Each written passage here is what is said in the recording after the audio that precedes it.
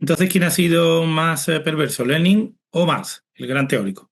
Hombre, yo tengo en el libro una anécdota de Edward Bernstein, que por cierto le dedico la segunda parte del libro y es mi gran héroe, porque afirmo que Bernstein, con su crítica a Marx, es el gran fundador intelectual de la socialdemocracia europea moderna. Pues Bernstein, ya viejo, con ochenta y tantos años, él murió un mes antes de la toma del poder de Hitler, en el año Hitler toma el poder en enero del 33, se muere en diciembre del 32. Pues Bernstein recuerda, porque conoció directamente a Marx, se acerca a su interlocutor y le dice, como para que no le oiga a nadie, es que Marx tenía una beta bolchevique. Y en el fondo es verdad, Marx era un hombre profundamente resentido, pero Marx era un gran intelectual, Marx era un gran teórico que ha dejado cosas que son importantes, aunque en lo fundamental se equivocó. Pero es mucho más perverso Lenin, porque Lenin es un personaje político que hace una interpretación sumamente estrecha, sumamente dogmática, en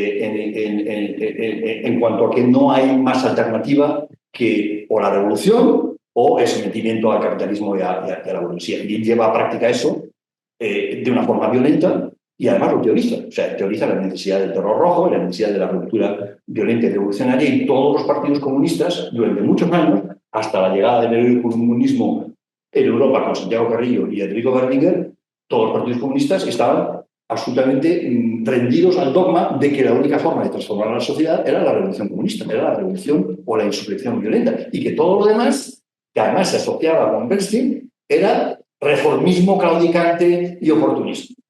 Entonces, Lenin es realmente muchísimo más dañino. Entre otras cosas, Antonio, porque si Lenin y la revolución bolchevique no llega a triunfar, y por tanto la revolución de Rusia hubiera sido completamente distinta y no hubiera habido una revolución comunista exitosa entre comillas, digamos, a corto y medio plazo, pues Marx hubiera pasado como un filósofo más del siglo XIX sin mayor trascendencia. Lo que le da trascendencia a Marx y obliga a todo el mundo a centrarse, hay que leer el Capital, tenemos que saber el pensamiento teórico profundo, el materialismo histórico que está detrás de la revolución bolchevique, pues es precisamente la revolución bolchevique que la lleva a cabo, que la instiga y que la hace posible y que la lleva hasta sus últimas consecuencias, primero Lenin y luego su discípulo, Stalin, que es otro tema, los radicales actuales que tratan de preservar la figura de Lenin y dicen, no, es que Stalin era completamente distinto. Stalin fue una especie de aberración, de generación del sistema de lo que creó Lenin, ¿no? Y Lenin era el visionario puro, el revolucionario, y Stalin era el malo. Yo le llamo el hombre bueno y el hombre malo. Pero la verdad es que Stalin no hubiera sido posible como figura política en ningún otro sistema y ninguna otra cultura política que la que creó Lenin.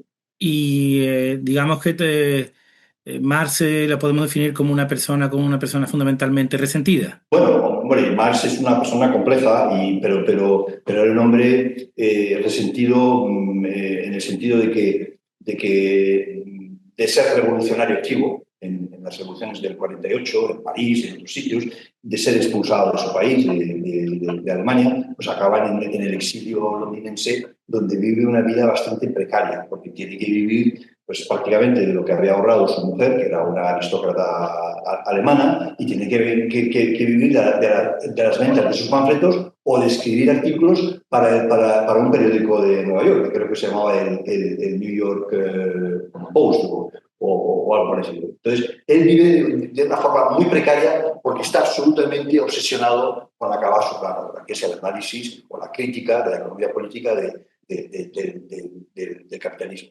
Pero si tú analizas, esto es algo que por cierto ha hecho el gran Antonio Escotado, que en su libro Enemigos del comercio. El libro del comercio analiza a fondo la figura de Marx y su pensamiento. Y claro, cuando tú tienes acceso a las cartas de Marx, cartas que luego se han escondido o digamos, que se han editado, es que cada dos párrafos, como dice Escotado, Marx lanza un vitriolo, una invectiva brutal y absolutamente ad hominem contra todos sus críticos. Fueran críticos, digamos, de la derecha, de los economistas que él despreciaba, o fueran críticos de la socialdemocracia. O sea, a Vassall, a August Bebel, que era el dirigente de la socialdemocracia alemana, es que los pone a nivel personal, cuando él escribe no ya en un libro, sino cuando escribe a su amigo Engels o cuando escribe a cualquiera de sus interlocutores. La correspondencia, además, es una cosa que ocupa auténticos tomos y que es extraordinariamente descriptiva del carácter del personaje. Era un personaje, en ese sentido, realmente muy vitriólico y muy resentido.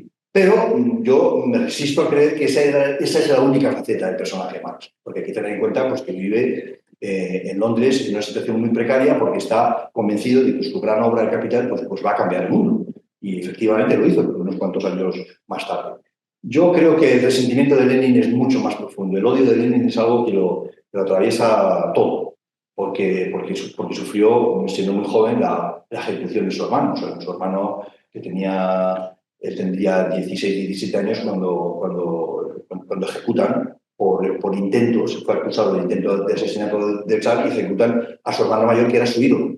Entonces eso, y luego, aparte de eso, toda la familia, pertenecía a una familia de pequeña nobleza, toda la familia queda completamente postergada y tratada como apestados porque estaba asociada a un terrorista que había intentado asesinar. O sea, entonces, las dos cosas, lógicamente, la ejecución de su hermano y después la postergación social y el aislamiento social que sufrieron le causa un odio hacia la burguesía, hacia los ricos, hacia el establishment, que es mucho más profundo, Antonio, que el odio que siente contra la pobreza. Y eso es una de las grandes perversiones del comunismo. Odian más al rico, odian más la riqueza, odian más todo lo que está asociado al establishment, sea la alta cultura, sea cualquier, no sé, los bailes, la sofisticación, digamos, la cultura burguesa típica, que odian la pobreza. Cuando realmente lo que hay que odiar es la pobreza. Y si tú analizas otros reformistas, otros personajes, por ejemplo, Deng Xiaoping en China, te das cuenta de que él lo que odiaba es la pobreza, no la riqueza. Y por eso llegó a decir un tipo que había sido comunista y que había estado en la Unión Soviética en los primeros tiempos de Stalin, Deng Xiaoping llegó a decir, enriquecerse, es decir, hacerse capitalista en la China comunista es glorioso. Y de ahí ha resultado el enorme desarrollo capitalista de China. Es decir, admitir que hay algunas personas, hay algunos emprendedores, hay algunos hombres de negocios que se van a hacer ricos legítimamente y van a levantar al resto de la sociedad.